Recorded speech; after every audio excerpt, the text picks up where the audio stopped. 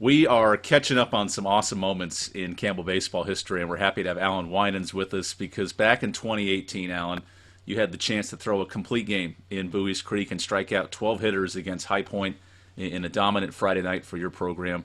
What was it like for your mindset as a senior being able to step up and pitch well for your team?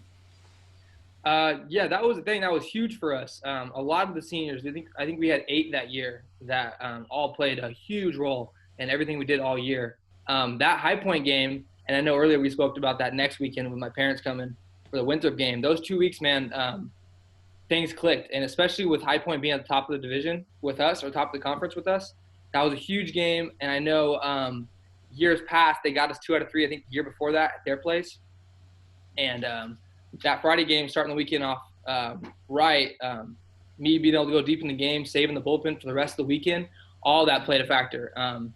It was just really, really nice to beat a team that good, especially since we had problems with them in the past because they're always kind of our rivals. To get them at home and start the weekend off like that was something pretty cool. I know teammates are a big part of it, but for you on the mound, your team went 9-1 when you started in Big South games. Not your overall record, but the team's record. So Yeah. how vital is that as the ace to be able to have success and help win so many Friday night series?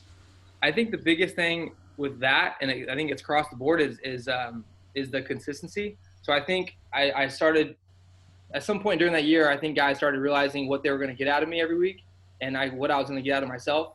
So I think when a team understands that about a player, and when a team understands that about one player, that one player understands that he just needs to do his job, and then the rest of the team can just follow suit and do their job. And every weekend and pretty much every game all year, that's what it seemed like all of us were doing. And we were clicking on a lot of cylinders at some points during that year, man. So it was really special to have a team behind you like that, for sure. So in the High Point matchup, you give up 2 unearned runs on a couple of crazy balls with the weather and things booting around with the catcher, and all of a sudden it's 2-0. How did you keep Yeah. your composure and work deep into the game? I remember because I know when you first reached out to me, I told you I remember most of that games. I remember most of that game, and I really do. And I remember the first inning, and it was a little rocky. And I know my track record in the first inning isn't always that great. I kind of like to settle in.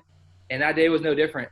Couple singles up the middle. I know there was like a 47 hopper up the middle to a lefty. I can't remember his name off the top of my head, but I could never get him out. And I ended up facing him later that summer when I was with the Mets, and he was with the Twins. I forget his name, little lefty. So he gets a base hit. Another guy gets a base hit. I think I made a walk with somewhere mixed in there, and 2 early runs out of nowhere. I'm just like, damn. And that was one of those days where I felt really good. I was like, okay, I'm going to have to keep him there because I know we're swinging the bats really well. I know they have a good guy on the mound, their Friday guy, who's been good all year.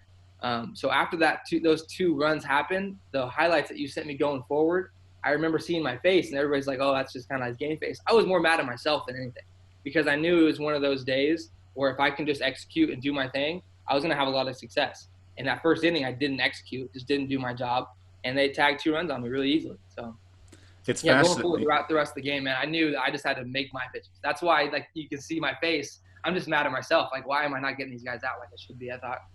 So I went through it and tracked it. 2 strikeouts in the second, 2 in the third, 1 in the fourth, 1 in the fifth, 2 in the sixth, 1 in the seventh. It's a crazy box score. 2 more in the eighth. Did you start to get a feeling as you're approaching double-figure strikeouts that you're getting up there in case?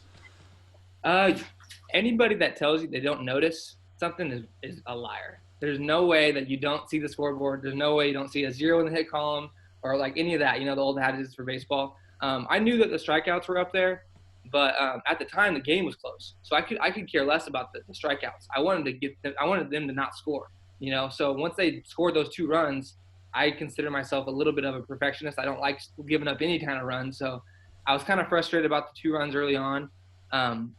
But just to keep them off the board was more important than just the strikeouts. The strikeouts happened because I was executing pitches, and me and Minnick had a really good game plan. And with Coach Marks calling pitches as well, it just all worked out. So I wanted the zeros off the board more than the strikeouts. Take me through that final hug at the end of the game. We shared the video just last week, but Anshaw steps on first, and you and Zach Yep. had a nice little embrace there at home. What's that dynamic like when you can finish a game off?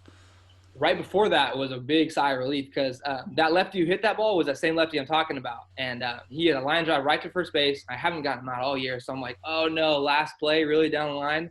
But Anshaw, fortunately, was right there, put himself in a position to make a play. And so that was a big sigh of relief. And I can't exactly say the the exact words I said to Minnick after the game, but it was more of a sigh of relief and just like a big like embrace hug, thinking that might be one of the last times I got to do that with him. So.